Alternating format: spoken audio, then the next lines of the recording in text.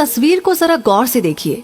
इसे देखकर आपको क्या लगता है कि इस मासूम से लड़के को नींद के लिए किसी मुलायम गद्दे की, या किसी रेशमी चादर की, या किसी एसी या पंखे की, या किसी नींद की गोली की जरूरत होगी? नहीं ना। मैं इस लड़के को अपनी ऑफिस की खिड़की से रोज देखा करती हूँ। ये लड़का हमारे ऑफिस के सामने की ओर बैठकर रोज जूते पॉलिश किया करता है। मैं उसे बार बार खिड़की में से देखा करती हूँ।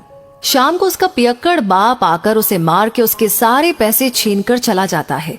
वो रोता रहता है और वहीं रोते रोते उस पत्थर पे सिर रखकर सो जाता है। मुझे उस मासूम से चेहरे पर बड़ी दया आती है। मैं रोज सुबह ऑफिस आते समय उसके लिए बिस्किट लाती हूँ और दोपहर में वड़ा पाव और शाम को कभी कभी सैंडविच दे देती हूँ। वो खुश होकर खा लेता है और मुझे थैंक यू दीदी कहता है। मुझे भी एक अपनापन सा लगता है उससे, इसलिए मैं उसे मुन्ना कहकर बुलाती हूँ। मुन्ना बातों बातों में मेरे जूते भी पॉलिश कर लिया करता है और मुझसे पैसे भी नहीं लेता, मगर मैं जबरदस्ती उसको पैसे दे ही देती हूँ, ये कहकर कि अपनी मेहनत का पैसा कभी छोड़ना नहीं चाहिए।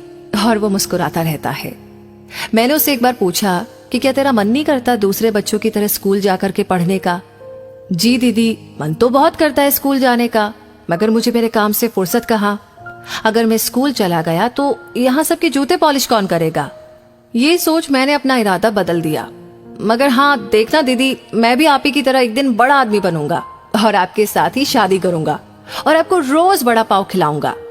उसकी बातें सुनकर मुझे हंसी आ जाती और मैं उससे कहती कि उसके लिए पहले तू बड़ा तो हो जा। और वो मुस्कुराकर कहता कि वो तो मैं हो ही जाऊंगा, आप देखती रहना दीदी। मैं हंसकर अपने हाथों से उसके बालों को बिखेरते हुए उससे कहती कि मुझे दीदी भी कहता है और मुझसे शादी की बात भी करता है। तू ना सच में पागल है। मुन्ना अपने कान पकड़कर कहता है, सॉरी दीदी। फिर एक दिन मुझे ऑफिस के काम से 5 दिन के लिए बाहर जाना पड़ा। वो 5 दिन मुझे मुन्ने की और उसकी नादानी भरी बात रोज याद आ जाया करती। 5 दिन बाद जब मैं अपना काम खत्म करके ऑफिस पहुंची, तब मैंने अपनी कार में से उतरते हुए देखा कि मुन्ना हमारे ऑफिस के सामने जहां रोज बैठता था वहां कुछ लोगों की भीड़ जमा हुई थी। मैं भागती हुई पहले उधर गई। सबको हटाकर मैंने देखा तो मेरी सांसें ही रुकने लगी। मुन्ना जमीन पर लेटा हुआ था, उसके सिर से खून भी बह रहा था और उसका पियक्कड़ बाप उसकी जेब में से रुपए निकाल रहा था। मैंने गुस्से से उसके बाप को धक्का लगाया। फिर मैं मुन्ने को उठाकर डॉक्टर के पास ले गई और डॉक्टर को कहा कि जरा देखिए इसे क्या हो गया है। ये अपनी आंखें नहीं खोल रहा और कुछ बोलता भी नहीं।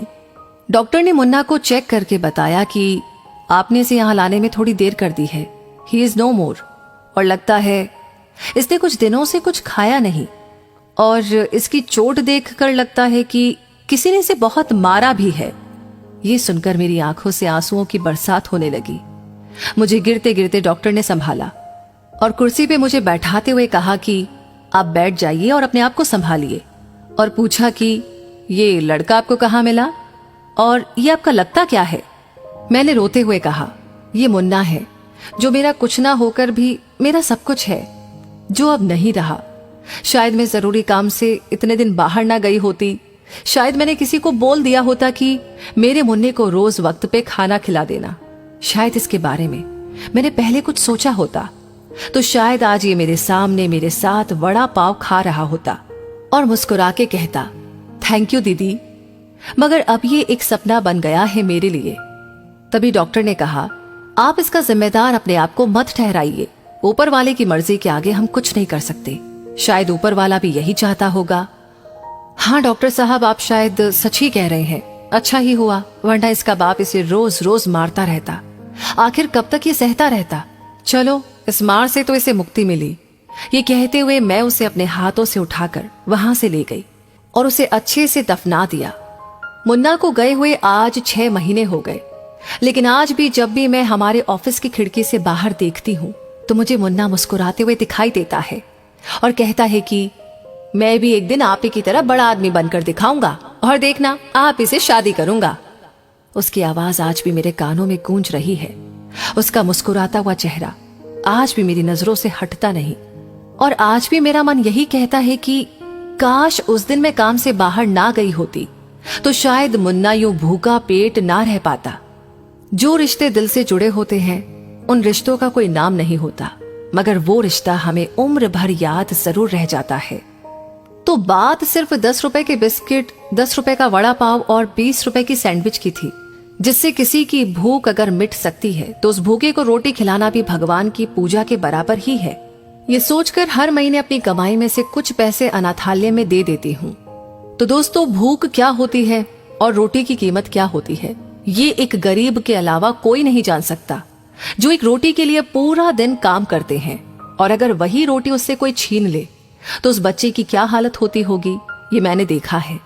तो फिर ये तो एक नन्हा फरिश्ता था जो किस्मत का मारा था, जिसे मैं शायद ही कभी भुला पाऊं। तो कुल मिलाकर बात यह है कि अगर किसी को 2 वक्त की रोटी देने से किसी की जिंदगी बच सकती है, और अगर वो देने वाले हाथ हम बन जाए, तो शायद कोई गरीब लड़का यूं भूखे पेट कभी ना सोएगा और ना ही भूख से तड़प कर मरेगा। और इस नेक काम के लिए हमारे ऊपर भी एक हाथ है, वो भी कभी हमसे नहीं हटेगा, इतना मुझे पक्का यकीन है। तो दोस्तों, इस वीडियो से आपको क्या सीख मिलती है, कमेंट बॉक्स में लिख करके अपनी राय जरूर दें, और इस वीडियो को ज्यादा से ज्यादा शेयर करें। आपका हर एक लाइक, हर एक शेयर हमें मोटिवेट करता है ऐसी ही प्रेरणादायक कहानियां आपके सामने लाने के लिए।